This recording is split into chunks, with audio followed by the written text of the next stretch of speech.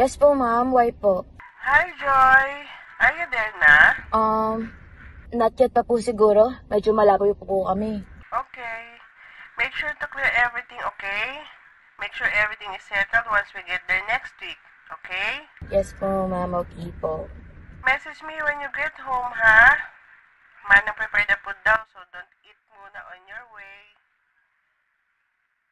Hello, anak. Are you still there? Yeah, ma'am, yeah. I'm sorry, ma'am. I'm gonna hang up the phone, okay? Okay. Message me.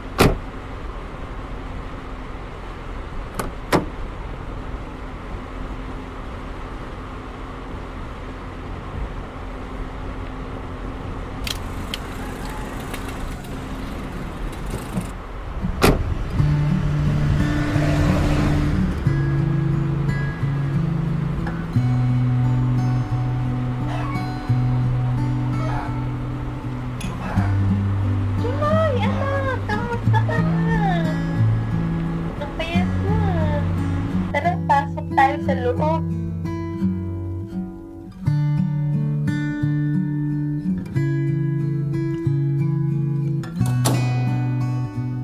Alam mo, Joy, ang rami kong kwento sa'yo. Ang tagal natin hindi nagkita ka. Hindi ka rin nakapunta ng birthday ko. Alam mo ba yung manok nila Aling Marley sa kabilang barangay? Tinahan na. Tapos yung kasaway mong pinsa. Nag-asawa na. Tapos yung mga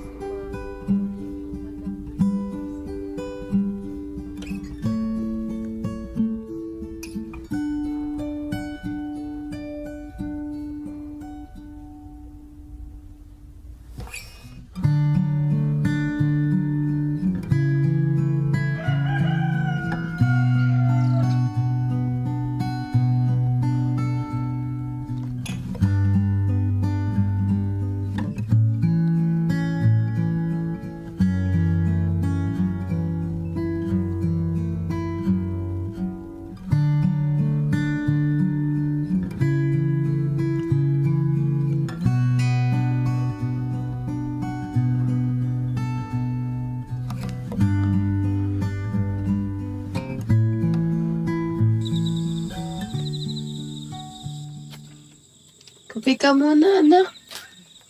Kamusta ka naman sa Manila? Sa ibang bansa. Kamusta ka naman? Alam mo, Manang, grabe pala sa Maynila, no? Hindi ko inaasahan na ganun pala kagulo sa syudad. Lalo na sa lahat ng pagkakataon, sobrang lupit nila. Lalo na kapag di nila naiintindihan kung anong meron ka. O baka naman pilit lang nilang hindi iniintindi.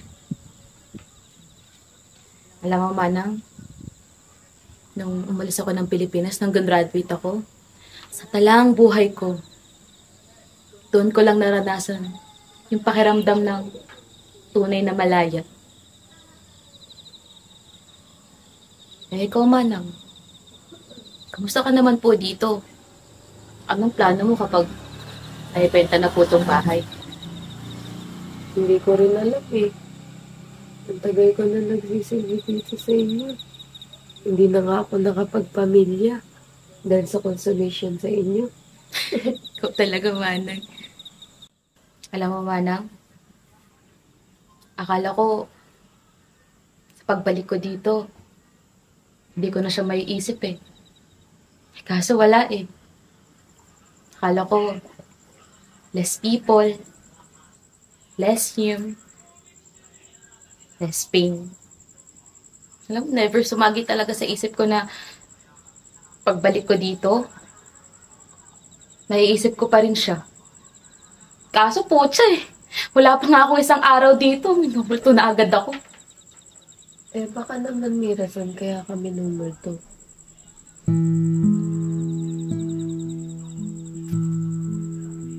O sige na, Joy. Muna na ako sa'yo. Medyo nilalamig na rin ako eh. Good night, Manang.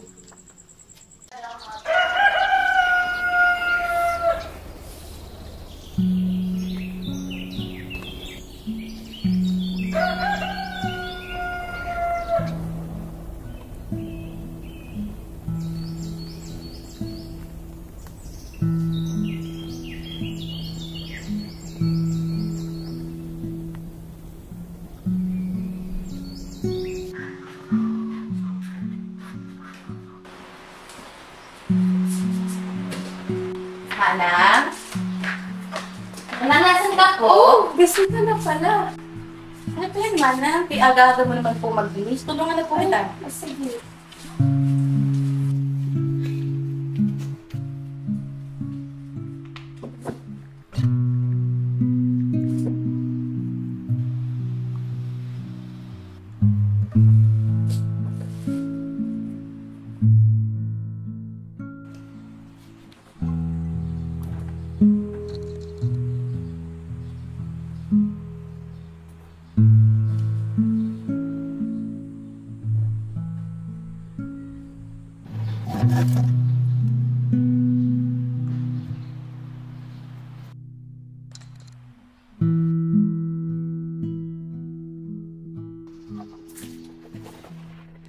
Manang, kung hindi po kaya kami umalis dito, hindi po kaya sa tingin niyo yung mangyayari. Akala ko, I already left him in the past. Minsan yun, napapaisip pa ako eh. Kung ano yung mga posibleng mangyari kung hindi kami umalis dito. Baka sakaling mas naging masaya siya. Hindi rin. Umalis si Jill kasi kailangan niya. Pinilit na umalis kasi kailangan niya maging malaya, maging masaya at maging siya. Kaya sana, halayaan mo na rin siya, pati ang sarili mo. Pwede naman natin isama ang nakaraan sa harap ng walang panghinala. Mana Rose! Ingan mo na kita.